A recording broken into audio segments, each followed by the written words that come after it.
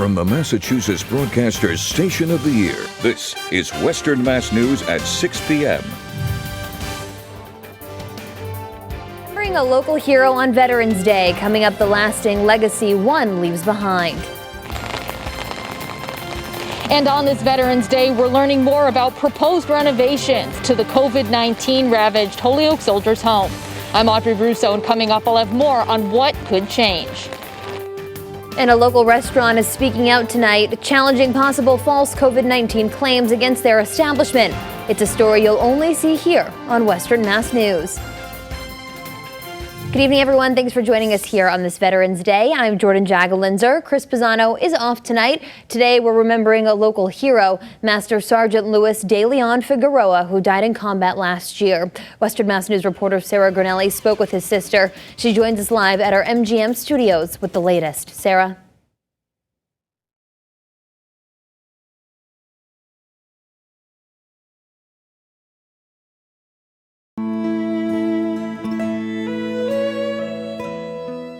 Master Sergeant Louis De Leon Figueroa of Chicopee leaves a lasting legacy for being a brave American hero who made the ultimate sacrifice. He just wanted to fight for his country. It just was so natural for him.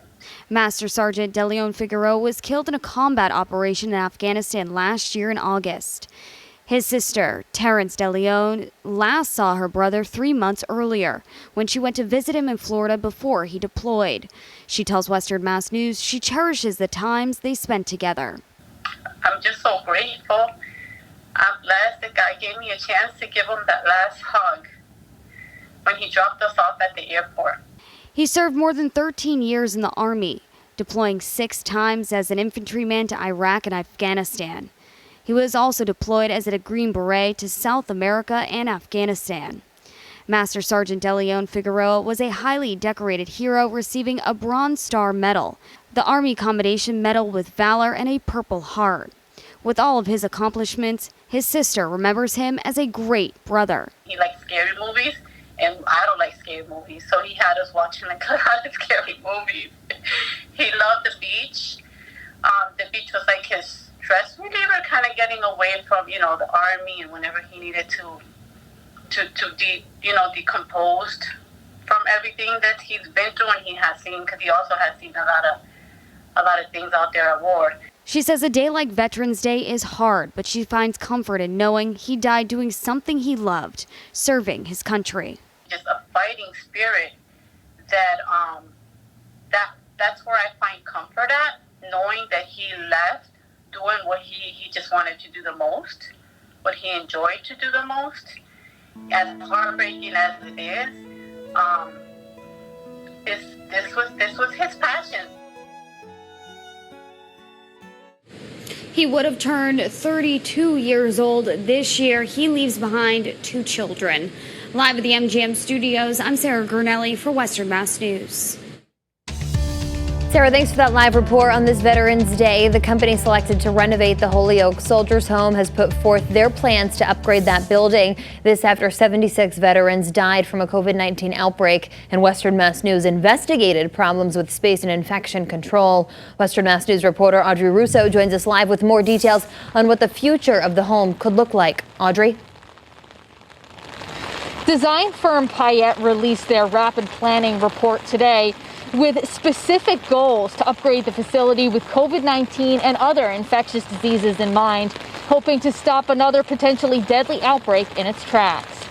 The plan includes a blueprint for an 180 to 204 long-term care facility with that number of beds, noting that accommodating the need and desire for more single rooms and private bathrooms could reduce the overall bed count. They also want to expand their program to include an adult day health center, and they also want to transition out the domiciliary and outpatient services over the next 5 years. We spoke with a former superintendent of the home, Paul Barabani, who gave suggestions to the design firm. He says this is all good news. It demonstrates a state commitment to do the right thing, to make things right at Holyoke. And we're very pleased with many of the things that we have seen in the report. Barabani tells Western Mass News further review needs to be done by his coalition of advocates, particularly with respect to the number of beds available. And now the goal is to complete the final plan by April 15th of 2021. That date important because that's the deadline for them to be eligible for a grant from the Federal Department of Veterans Affairs. Reporting live, I'm Audrey Russo for Western Mass News. Audrey, thanks for that live report. Virtual Veterans Day ceremonies held all over Western Mass today. The Holyoke Soldiers Home Coalition put up this online tribute remembering the 76 veterans that died from COVID-19 when the virus tore through the facility. A link to the full tribute can be found on our website, westernmassnews.com. The city of Springfield holding a scaled-down Veterans Day ceremony today due to the pandemic. The ceremony taking place downtown as city leaders placed wreaths at each of the memorials located across from City Hall. Springfield Mayor Dominic Sarno passionate in his speech today, saying there was never a chance that he would postpone the event. No way in hell that we were not going to honor our veterans, because of the hell that they went through in order for us to lead the lives we lead, whether good or bad. Mayor Sarno went on to say that he hopes to have a return to normal next Veterans Day with a ceremony that would feature the junior ROTC as well as thousands lining the streets to honor our veterans. A follow-up now to an exclusive story that you first saw here on Western Mass News. COVID-19 violations and fines being issued against businesses in the city of Holyoke. The bar manager at one of them speaking out tonight. Western Mass News reporter Leon Purvis brings us up to date tonight. The bar manager at the Knights of Columbus tells Western Mass News the city's Board of Health came here back in October after an anonymous complaint. They were issued this COVID-19 violation notice, but the manager says that they've been complying with the state's guidance ever since they were allowed to reopen. It's what I believe that it was an anonymous phone call to the Board of Health. Somebody could have just been upset that we were open. So they made up accusations to have the Board of Health come here. James O'Keefe, asking that his face not be shown on camera, spoke with Western Mass News about this violation notice they received on October 10th. But he says the claims against the establishment are false. I know that we didn't break any violations.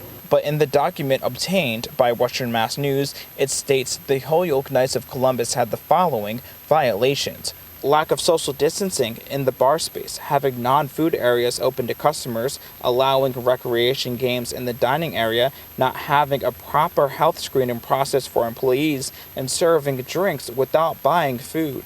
I was upset at the fact that it was put out there. It made it look as though we committed these violations. We were not fined. It is true Knights of Columbus was not fined, but within the document it also says, at this time it was found that Knights of Columbus was in violation of several of the orders. And it goes on to say, consider this a written notice of violation. Any further violations will result in fines. But O'Keefe says he has social distancing signs up, signs that tell people to remain seated and not move chairs or tables. The games are shut off, the pool table is covered to the side of the room, and they do have a food menu. Any rule for us to open, we've been following it. I have signs posted everywhere. O'Keefe also tells Western Mass News they have hand sanitizer and they have masks for customers who come in without them. If somebody comes in here that doesn't have a mask, say they don't have a mask, we have masks behind the bar there, and they're given a mask. And they're told, please use your mask. If you get up from your table and you go to the bathroom, please use your mask.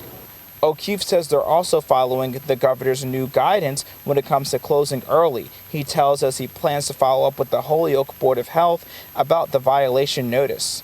To have that complaint filed against us, I was very upset because I knew that we've been following those rules since it started. The Knights of Columbus is just one of several Holyoke food and drink establishments that have received COVID-19 violation notices. Now, the Holyoke Board of Health tells me they try to work with these businesses so they can comply, stay open, and not have to pay fines. In Holyoke, Leon Purvis, Western Mass News. All right, Leon, thanks. Taking a look now at the latest coronavirus numbers in the state over the last 5 days. The Massachusetts Department of Public Health is reporting nearly 2,500 new cases today. That brings the total number of confirmed cases in the Bay State to 172,471. The state is also sadly seeing 37 more deaths today. The statewide confirmed death toll now stands at 9,994. Well, we did break another record, and that makes 6 days in a row of record-breaking warm temperatures. This all coming in from Westover, middle to upper 70s from Friday to yesterday. And then today we hit a high of 70, breaking the record of 66 set back in 2002. But we are now done with these record warm temperatures. Hopefully you enjoyed the 70s, even with the cloud cover today. It was warm and it's been muggy too. We do have rain coming through right now. It is on the moderate side at times. Might get a few bouts of heavier rain out there this evening. Keep that in mind for your travels. As we widen the view out, to everyone in southern New England is dealing with some showers. So if you are hitting the roads tonight, just be prepared to be impacted by wet weather. It's a little bit lower farther north, but the rain goes all the way down toward really the Gulf Coast. So this is a big cold front coming through. You can see very wet roads here as we look out to I-91, 66-degree temperature and dew point. A lot of low cloud cover and fog. Breezes are out of the south at about 5 to 15 miles an hour. Still warm, but temperatures will be gradually dropping back down through the 60s this evening. Breezes are going to kick up out ahead of our cold front, which doesn't come through until midnight. So expect occasional gusty breezes to come in out of the south and southwest before that front gets here. Looking at your evening planner, not much changing. Breezy, rainy, and mild and muggy. But then by tomorrow morning, the mugginess will be gone. We'll be back into the 50s. Not the nicest weather day for tomorrow. Oh, I have to change this. This is for today's temperatures, but we are expecting highs in the middle to upper 50s, cloudy skies, and the chance of a stray shower.